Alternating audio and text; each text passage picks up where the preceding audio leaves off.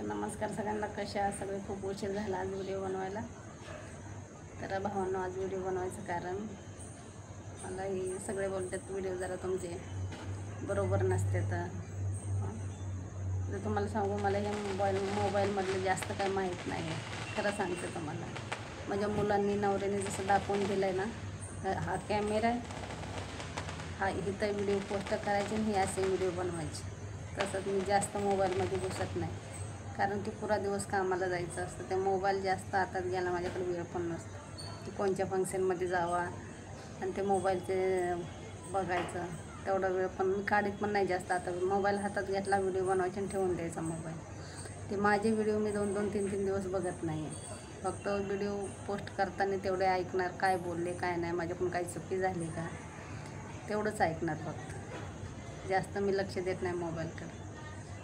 आपल्याकडे काय कॅमेरा वगैरे काय नाही, मोबाईल पण माझा काय एवढा महागाचा नाही, साधा मोबाईल आहे, म्हणून व्हिडिओ बरोबर येत नसते ना.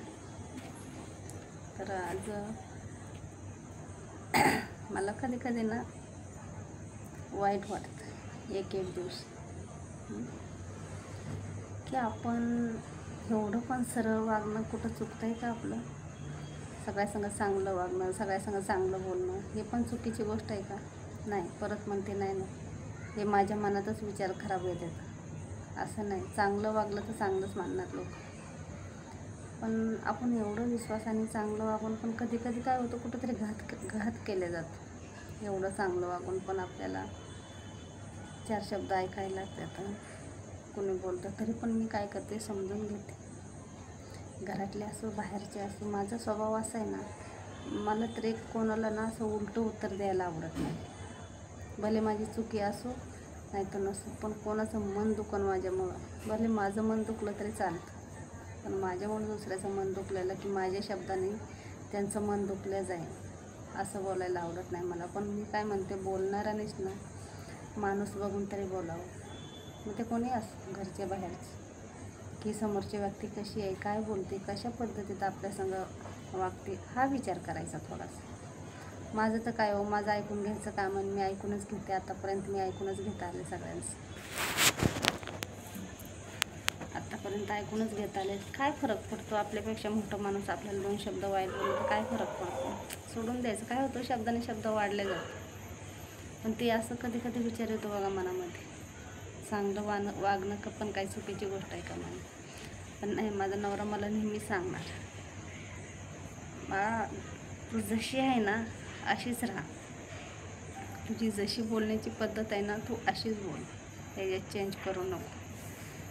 समोरचा आपल्या संग कसा राहू, कसा वागू, कसा बोलू, आपला स्वभाव आपण नाही बदलायचं कधी. चुकून पण तसं कधी करायचं नाही. तू आहे ना अशीच चांगली. आणि मग ती माझी मुलं सांगतात, ते सांगतात त्यांच्यावेळेस आपलं त्यांचं खरं आहे, ते बरोबर बोलतात. पण कधी कधी ना दुःख लागतं मनाला.